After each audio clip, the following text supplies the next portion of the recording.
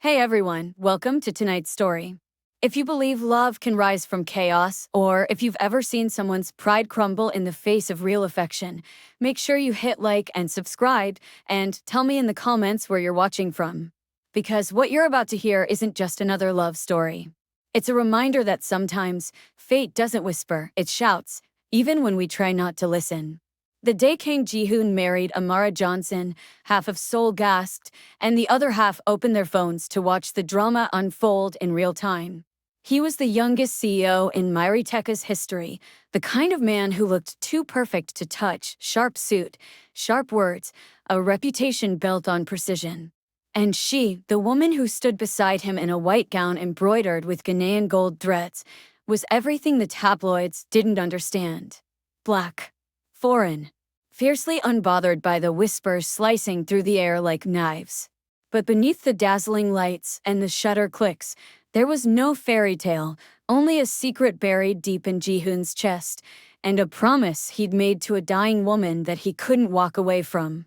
It all began 6 months earlier, in the hushed corridors of Seoul National Hospital. Ji-hoon's grandmother, Madame Khan, was the only person who'd ever seen the humanity behind his cold exterior. She'd built Myritek from a small family business into an empire, and in her hospital bed, surrounded by wilted white lilies, she made one final wish. Promise me you'll find her, the woman who saved your life in London. Ji-hoon wanted to protest, to tell her that the past had already been buried with his youth. But his grandmother's hand was frail and trembling, her eyes burning with the quiet authority that had once terrified boardrooms. She's the one who will teach you what power really means. That woman was Amara Johnson. 11 years earlier, when Ji-hoon was still a reckless graduate student studying in London, he nearly died in a laboratory fire. The smoke had filled his lungs, panic had filled his mind, and then, out of the haze, a voice had called his name in accented English. Get up. Move. She dragged him out, coughing and half-conscious, her dark skin streaked with soot, her hands trembling. He'd woken in the hospital to find her sitting by his bed, reading softly from a book of Ghanaian folktales.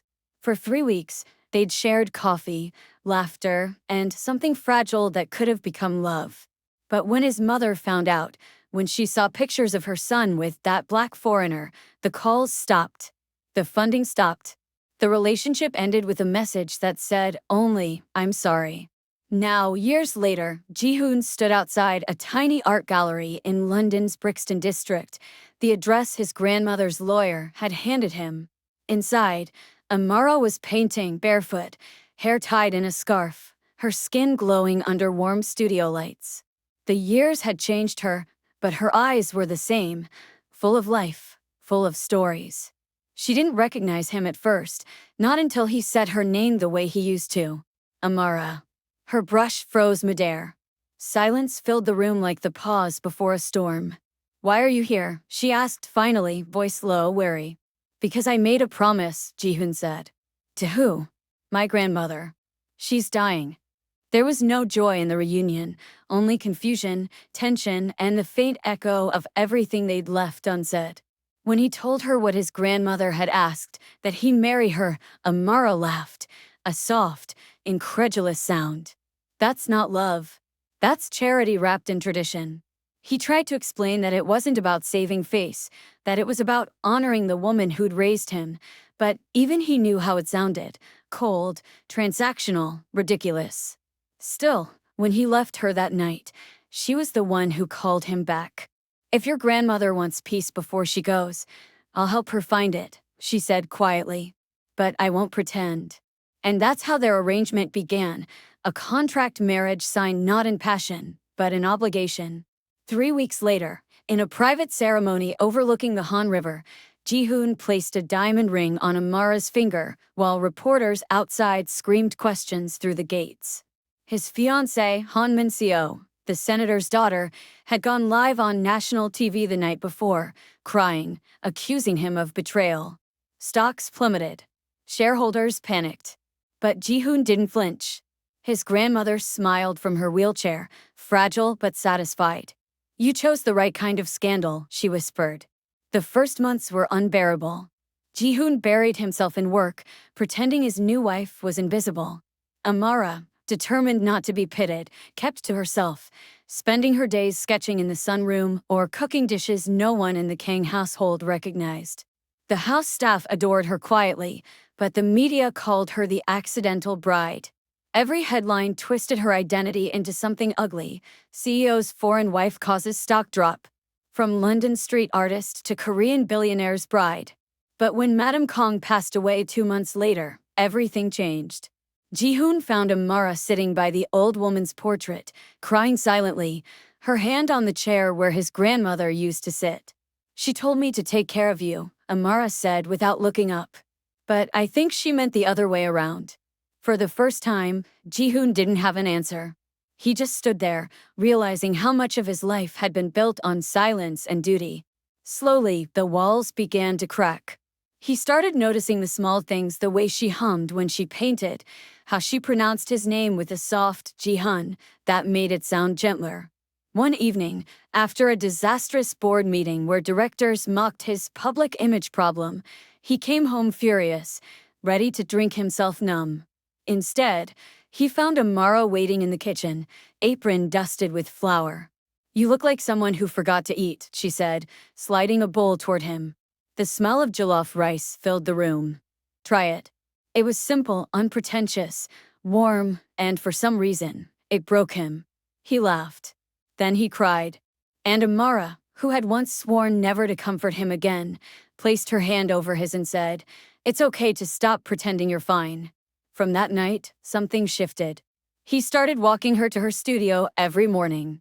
He began learning small Chui phrases, just enough to make her laugh when he butchered the tones. She started attending corporate dinners, ignoring the sideways glances.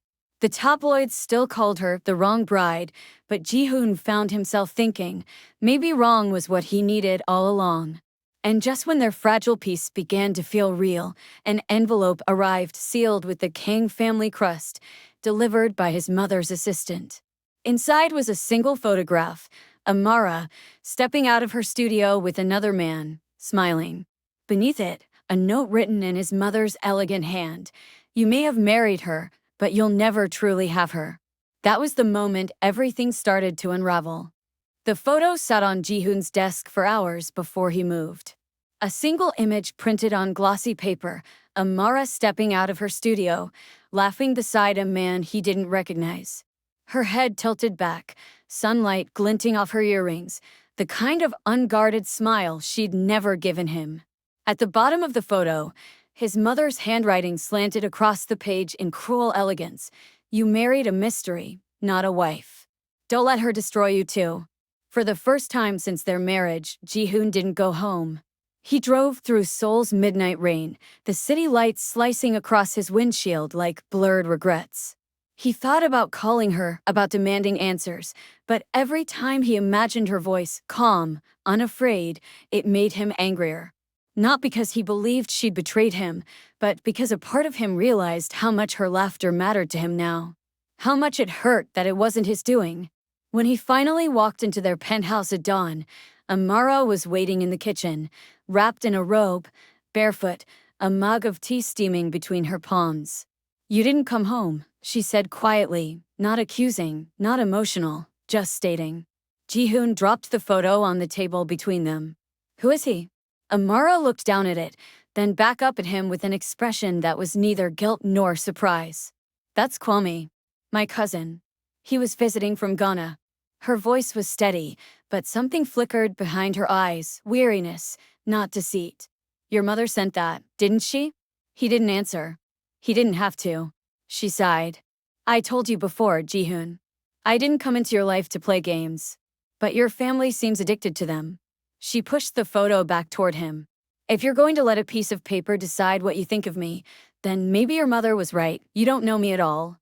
And with that, she walked away, her robe trailing softly behind her, leaving him alone with his silence. For days, they spoke little. Ji-hoon buried himself in work again, but something inside him had shifted. The office no longer felt like refuge, it felt like exile. Even the glass walls of Myritech, once symbols of success, now seemed to reflect a man who'd lost sight of himself. When he returned home, Amara's presence haunted every corner, the scent of her shea butter lotion, the paintings she'd left leaning against the walls, unfinished and vibrant. She wasn't gone, but she was retreating, inch by inch, into a quiet indifference that scared him more than anger ever could. Then came the charity gala. It was supposed to be a simple event, a PR opportunity to repair his reputation after months of scandal. His PR manager begged him to bring Amara to show unity. He hesitated until he overheard two board members in the hallway whispering, "Maybe if she shows up, the investors will calm down. A public prop can still be useful." That was all it took. That night, when Amara stepped out of her room in an emerald gown she'd designed herself, Ji-hoon felt the air leave his lungs. The fabric hugged her skin like light caught in motion, her hair braided and adorned with golden pins shaped like tiny suns. For a moment, he forgot about the cameras, the whispers, the deal-makers. For a moment, she was simply his. The ballroom stilled when they entered. He could feel the eyes, some admiring, most judgmental. But Amara didn't flinch. She smiled at the photographers, held her head high, and slipped her arm through his like a queen who'd already forgiven the kingdom. When one reporter shouted, "Mrs. Kang, how does it feel to be the most controversial woman in Seoul?" she smiled and answered, "I'd rather be controversial than invisible." Later, when the band played and the lights dimmed, Ji-hoon offered her his hand. "Dance with me," he said. She hesitated, then nodded. It was the first time they'd touched in months. His hand found her waist, her fingers rested lightly on his shoulder. They swayed, barely moving, the world narrowing down to heartbeats and unspoken apologies. "You're stronger than I am," he whispered. "No," she said softly. "I've just had more practice being broken." The words hit him harder than any accusation could.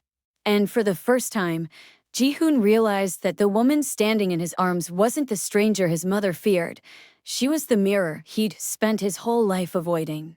After the gala, he expected the tension to ease. It didn't. The next morning, Myri Tekka's board demanded his resignation. Investors had uncovered rumors, manufactured by his mother and Han Min-seo's father, that Amara's charity fund was being used to launder money. It was a lie, but it was enough. Within a week, Ji-hoon was forced to step down as CEO. The night he packed his office, Amara stood in the doorway. "I didn't mean for this to happen," she said quietly.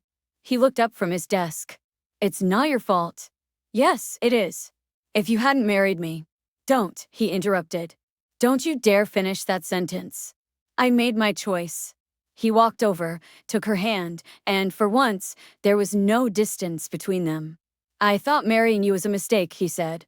"But losing you would have been worse." For the first time, she smiled a small, trembling smile. "Then don't lose me."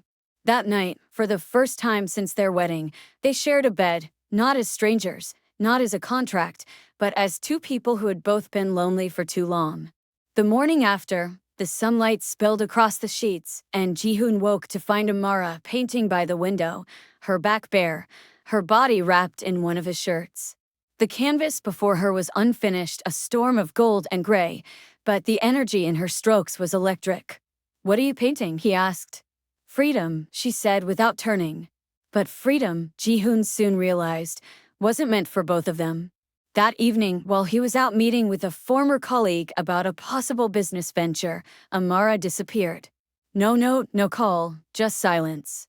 Her clothes were gone, her paints missing, her passport drawer empty.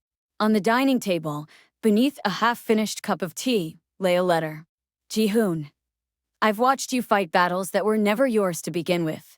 You've lost your name, your company, and soon you'll lose yourself. I won't be the reason you forget who you are. You once told me your grandmother wanted you to find peace. Maybe the only way to do that is to stop trying to fix what your family broke. Don't look for me. Find yourself instead. Amara."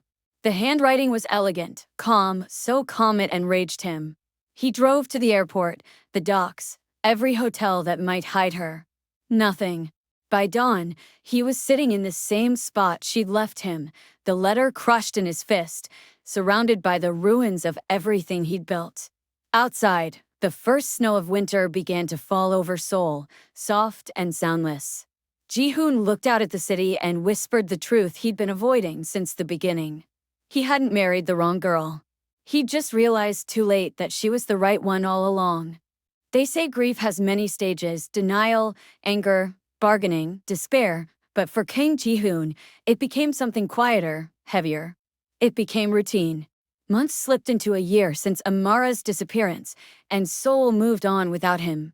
The tabloids found new scandals, new faces. Myri Tech crowned a new CEO. And the man once called Korea's coldest genius became a ghost haunting the edges of his own city. He sold the penthouse, left the company, and began to rebuild his life from the ground up, without assistants, chauffeurs, or the armor of arrogance that had once kept him untouchable. Every morning, he took the subway to a small design firm he'd started under another name. He met clients quietly, drafted eco-housing plans, and spent his evenings volunteering at a youth art center downtown. On the walls of that center, painted by unknown hands, were murals bursting with color: turmeric golds, deep reds, and one unmistakable signature in the corner: AJ. At first, he thought his mind was playing tricks. But then, one night as rain soaked the streets, he overheard two volunteers talking about an architect from Ghana who'd started a similar art program in Accra. Something inside him sparked again. Not hope exactly, but the faint pulse of unfinished destiny. A month later, Ji-hoon landed in Ghana. He wasn't sure what he expected: an apology, a reunion, maybe just closure. But as soon as he stepped into the humid, sunlit air, Seoul felt 1,000 miles behind him. The city was alive in color: orange canopies, children laughing in dusty schoolyards, the hum of life that felt freer, warmer.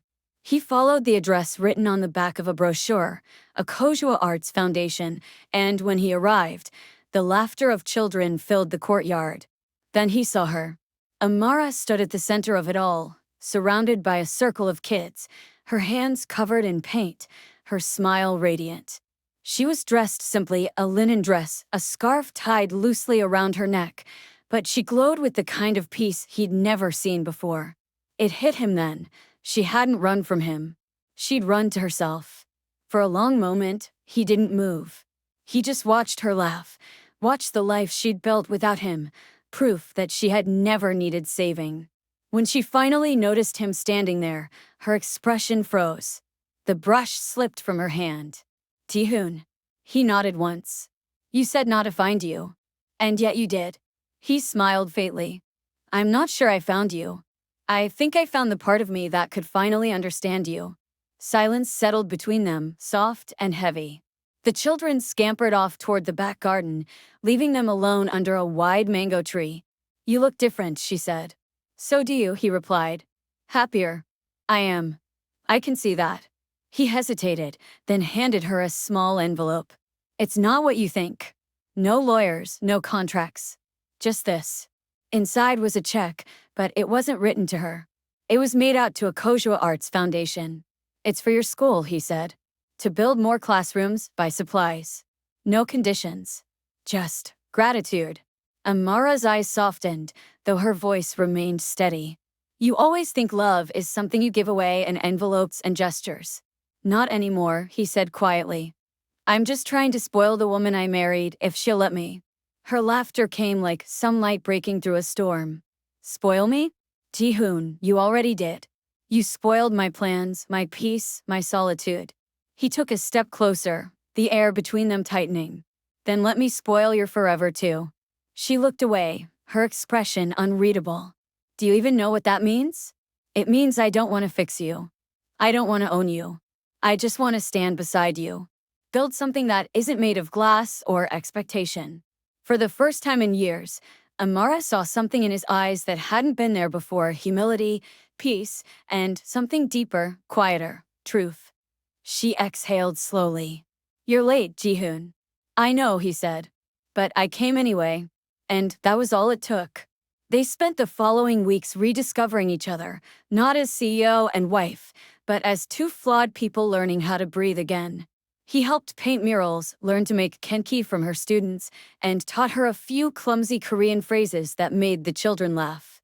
They talked under the mango tree every evening about the things they'd lost and the people they'd become.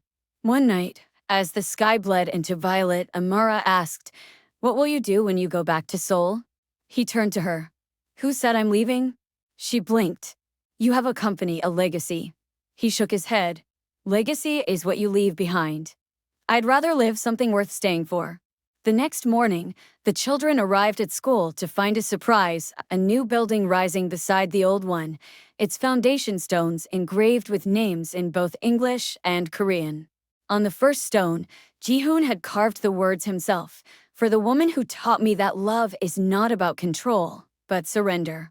Weeks later, under a blazing orange sunset, he asked her to marry him again. There was no ring this time, no cameras, no contracts. Just his trembling hands and her paint-stained fingers intertwined. "Marry you again," she teased softly. "You didn't even get the first one right." "Then let me try again," he said. "No company. No family. No promises I can't keep. Just me. A man who finally knows what love costs and what it's worth." Amara studied him for a long moment, then smiled, a smile that reached her eyes this time. "All right, Ji-hoon. But if you ever forget this piece, I'll drag you right back here. Deal." The ceremony was small, just the children, a few locals, and a priest who blessed them under the same mango tree where they'd first spoken again. Ji-hoon wore a simple white linen shirt. Amara's dress was handmade by her students. When the priest pronounced them husband and wife, Ji-hoon didn't kiss her right away. He just looked at her, really looked, and whispered, "You're the best mistake I ever made." She laughed through tears. "And you're the only one I ever forgave twice." The children cheered, and somewhere far away, the city they'd both left behind kept spinning, unaware that two lost souls had finally found home in a place neither expected. Years later, when people spoke about King Ji-hoon, the once cold CEO who disappeared from Seoul, they said he'd gone mad, thrown away an empire for a woman. But those who ever visited the Akojua Foundation knew better. They'd see him there, surrounded by laughter, with paint on his hands and sunlight in his eyes, spoiling his wife with love that had nothing to do with wealth. And every time Amara caught him watching her from across the courtyard, she'd smile and say, "You married the wrong girl, Ji-hoon." And he'd answer, "Maybe."